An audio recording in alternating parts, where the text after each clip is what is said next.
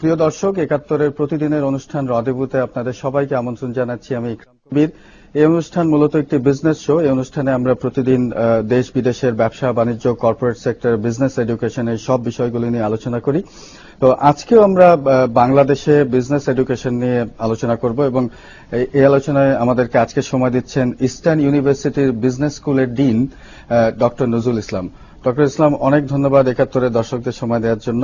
তো প্রথমেই আপনার কাছে যেটি জানতে চাই যে এই বিজনেস এডুকেশনের ক্ষেত্রে আপনি কতদিন ধরে আছেন? আপনার শিক্ষকতা জীবনটা কি শুধু এই বিজনেস সেক্টরেই নাকি অন্য কোথাও শুরু হয়েছিল? ধন্যবাদ আপনাকে। আসলে আমি ঢাকা বিশ্ববিদ্যালয় থেকে গ্রাজুয়েট হওয়ার পরই ১৯৯১ সনে খুলনা বিশ্ববিদ্যালয়ে জয়েন করি as a lecturer in business department. তারপর খুলনা বিশ্ববিদ্যালয় থেকে আমি ১৯৯৬ সনে বিদেশে চলে যাই এআইটিতে। সেখানে আমি নোরাড স্কলারশিপের সহায়তায় এমবিএ করি ইন্টারন্যাশনাল বিজনেসে। দেন অ্যাগেন একই জায়গা থেকে আমি পিএইচডি করি with the financial support of Netherland TCDC. তারপর আমি খুলনা বিশ্ববিদ্যালয় ছেড়ে এরপর আমি প্রাইভেট সেক্টরে আসি এবং আমি প্রথমে নর্থ সাউথ বিশ্ববিদ্যালয়ে কিছুদিন কাজ করেছি।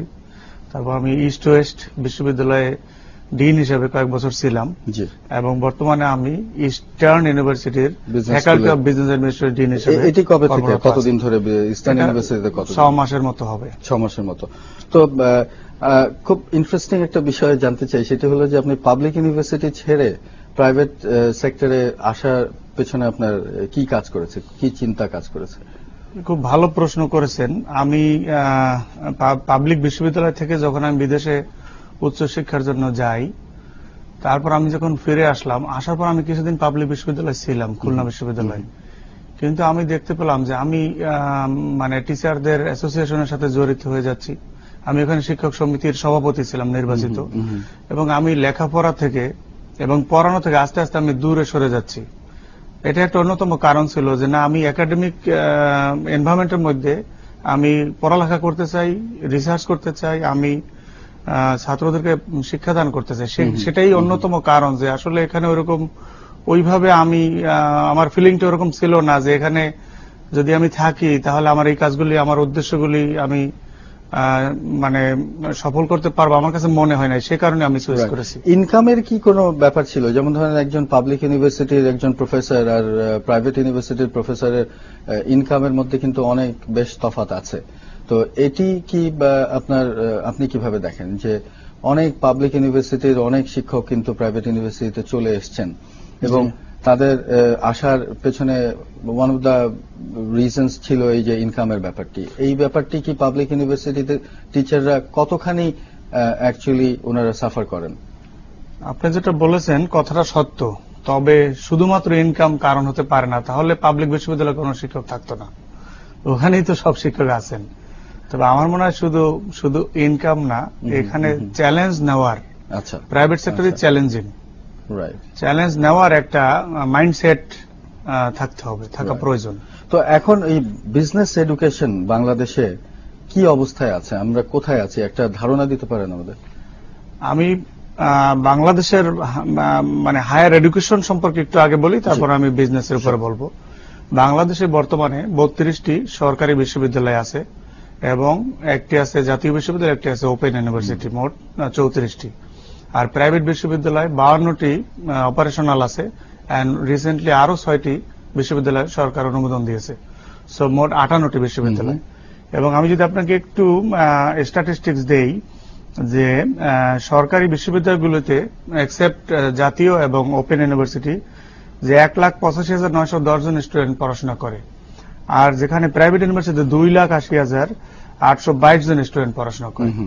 এবং সরকারি বিশ্ববিদ্যালয়ের শিক্ষকের সংখ্যা হচ্ছে ৯,০৭,৮৮১, ৯,৭৮১ এক্সেপ্ট জাতীয় এবং ওপেন, আর প্রাইভেট হচ্ছে ১০,২৫৫।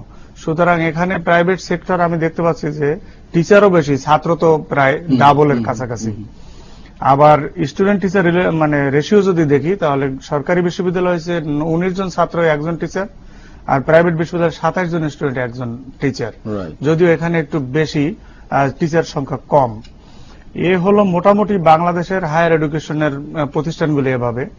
এবং আমি যদি বিজনেস স্কুলগুলো এখানে আমি বলি, আমি প্রাইভেট বিশ্ববিদ্যালয়ের যে বিজনেস স্কুলগুলি মানে বিশ্ববিদ্যালয়ে যে লেখাপড়া হচ্ছে, যে 2,80,000 স্টুডেন্ট আছে, তার মধ্যে 44% স্টুডেন্ট হচ্ছে বিজনেস পড়ে, অর্থাৎ অনেক, আর বাকি মেডিকেল, এগ্রিকালচার এবং অন্যান্য জেনারেল এডুকেশন।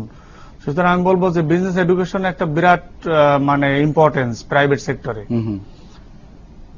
তো এখন অবস্থা কি, আমরা কি রকম ভাবে বিজনেস এডুকেশনটার অবস্থাটা কি, আমরা কোয়ালিটিটা কেমন?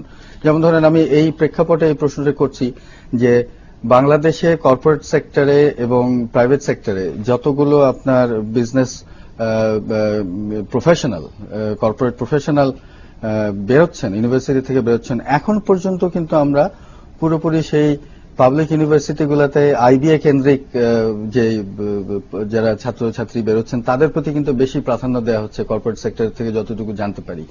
তো এই ধরনের প্রশ্নটা জিজ্ঞেস করতে চাচ্ছি যে আমাদের আসলে ওই প্রাইভেট সেক্টরে বিজনেস এডুকেশনের কোয়ালিটিটা কিরকম এখন? আচ্ছা, আমার মনে আপনার প্রশ্ন উত্তর দেওয়ার আগে আরেকটু বলা প্রয়োজন যে বাংলাদেশের প্রতি বছর 20 লাখ লোকের কর্মসংস্থান হয় বাংলাদেশে। তার মধ্যে 10% লোক হচ্ছে higher educated who are from the university, এবং এই 10% 2 লাখ। এই 2 লাখের মধ্যে সরকারি বিশ্ববিদ্যালয়গুলি সাপ্লাই দেয় 50,000, অ্যারাউন্ড 50,000, আর বাকি 1.5 লাখ সাপ্লাই দেয় প্রাইভেট ইউনিভার্সিটি। তো এখন এটার দ্বারা ইজিলি বোঝা যায় যে বাংলাদেশের যে জব অপরচুনিটি এবং যে জব মার্কেটের যে প্রয়োজন, সেখানে প্রাইভেট বিশ্ববিদ্যালয় যদি না থাকে, এই প্রাইভেট বিশ্ববিদ্যালয়ে বিবিএ, এমবিএ ছাত্ররা যদি গ্রাজুয়েট যদি না আসে, তাহলে এই প্রতিষ্ঠানগুলি চলতে পারবে না। আমার নেই, আমার প্রাইভেট ইউনিভার্সিটির প্রয়োজন সম্পর্কে কোনো সন্দেহ নেই। আমাদের দেশে আরো ইউনিভার্সিটি দরকার, আরো হায়ার এডুকেশনের জায়গাগুলো দরকার। আমি জানতে চাচ্ছি যে কোয়ালিটিটা কেমন? যেমন ধরেন এখনো প্রচুর কর্পোরেট সেক্টরে প্রচুর অফিস আছে যারা একটা চাকরির জন্য যখন অ্যাপ্লিকেশন পড়ে তখন আইবিএ রেখে আর সবগুলো না করে দেয়। এই ধরনের মেন্টালিটিটা কখন আপনারা দূর করতে পারবেন বলে মনে হয়?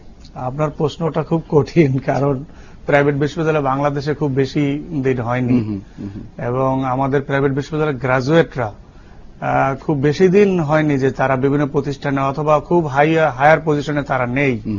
এটা একটা কারণ হতে পারে। আর একটা হচ্ছে প্রাইভেট সেক্টরে আপনি দেখবেন যে সরকারি গভর্নমেন্ট সেক্টরে যে কম্পিটিশন, যে কম্পিটিটিভ এক্সাম দিয়ে তারা ভর্তি হয়, প্রাইভেট সেক্টর কম্পিটিশন একটু কম, যে কারণে সরকারি গভর্নমেন্ট সেক্টর যারা যায় তারা স্বাভাবিক কারণেই তাদের কোয়ালিটি একটু বেটার।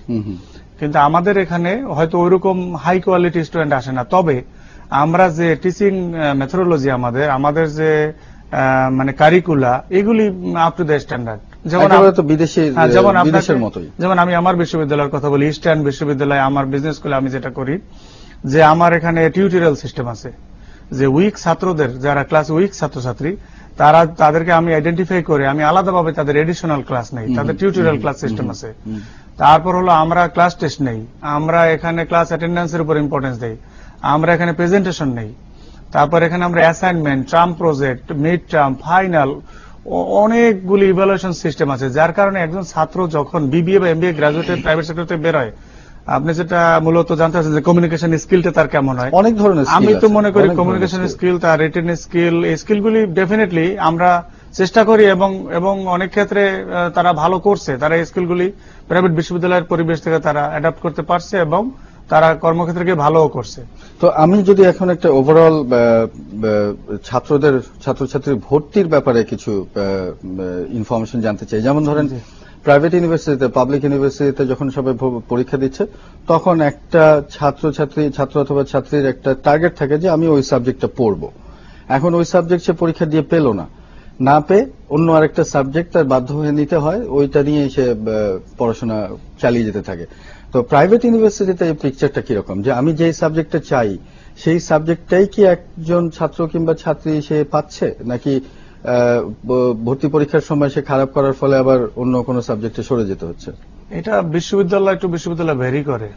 প্রাইভেট বিশ্ববিদ্যালয়, ভালো বিশ্ববিদ্যালয়গুলি, টপ 20% ইউনিভার্সিটি, সেগুলির মধ্যে অ্যাডমিশন টেস্ট আছে এবং রিগোরাস অ্যাডমিশন টেস্ট, যেটা আইবিএ বা ঢাকা ইউনিভার্সিটির বিজনেস স্টাডিজ অ্যাপ্লাই করে, এবং তার মাধ্যমে যারা আসে তারা ভালো। তার মাধ্যমে যারা চান্স পায় না তারা তখন অন্য সাবজেক্ট বা ওই ধরনের আর একটু অন্য যে 80% প্রাইভেট ইউনিভার্সিটি আছে ওখানে চেষ্টা করে, ওকে, যদি তারা ওকে। ওই সাবজেক্ট পেতে ওকে, চায়। তার মানে এখানেও মোটামুটি একটা আনহ্যাপিনেস একটা- ছাত্রছাত্রীদের মধ্যে রয়ে যায়। হ্যাঁ। এ নিয়ে আমরা আলো আপ করবো। আপনার একটি ছোট্ট বিরতি নিয়ে আসি, তারপরে আপনার কাছে আবারও ফিরছি। প্রিয় দর্শক, দেখছেন ৭১-এর রদেবু। আমরা আজকে আলাপ করছি বাংলাদেশের বিজনেস এডুকেশনের যে অবস্থা সেটি নিয়ে, এবং আমাদের সাথে আছেন ইস্টার্ন ইউনিভার্সিটির বিজনেস স্কুলের ডিন ডক্টর নজরুল ইসলাম। আমাদের সাথেই থাকুন, এক্ষুনি ফিরছি, কোথাও যাবেন না।